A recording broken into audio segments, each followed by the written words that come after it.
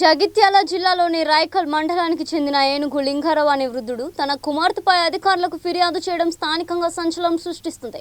కోట్ల విలువైన ఆస్తిని గిఫ్టెడ్ హిడ్ రూపంలో కుమార్తె మాధవికి రాసిచ్చిన తర్వాత ఆమె కన్నవారిని నిర్లక్ష్యం చేస్తూ కనీసం వైద్య ఖర్చులకు కూడా నిధులు ఇవ్వడం లేదని ఆయన ఆవేదన వ్యక్తం చేశారు.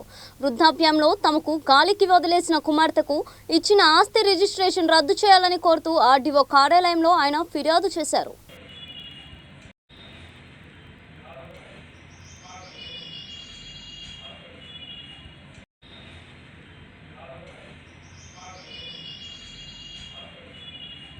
తెలంగాణ ఆల్ సీనియర్ సిటిజన్స్ కార్యాలయానికి రాయకల్ మండలం మూటపల్లి గ్రామం నుంచి ఏనుగు లింగారావు గారు వచ్చినారు.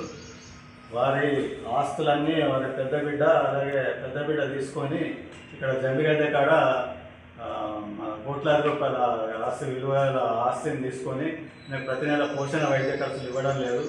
ఇలా బిడ్డ పేరు మాధవేట, వీళ్ళ అల్లుడు నవనీతరావు అని చెప్తున్నారు. వాళ్ళ మీద యాక్షన్ తీసుకొని ఆ భూములు ఏదైతే ఈ భూమి రిజిస్ట్రేషన్ గిఫ్టెడ్ చేసినారో అది క్యాన్సిల్ చేయించాలి మీరు కలెక్టర్తో.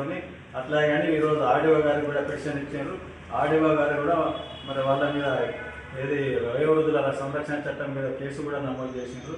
అట్లాగే ఎస్పీ గారికి కూడా ఫిర్యాదు ఈరోజు ఇవ్వబోతున్నారు.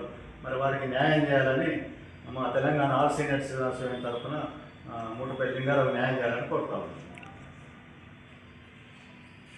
సన్నాథ్ నరసింహ గ్రామం మూటపల్లి మండలం రాయకల్.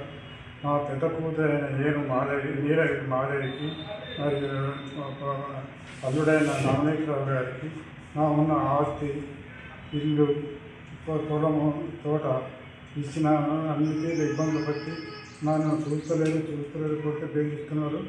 కనుక నన్ను సరైన చూసి నాది నాకు ఇప్పించగలను అని నా ఆస్తి నాకు ఇప్పియండి.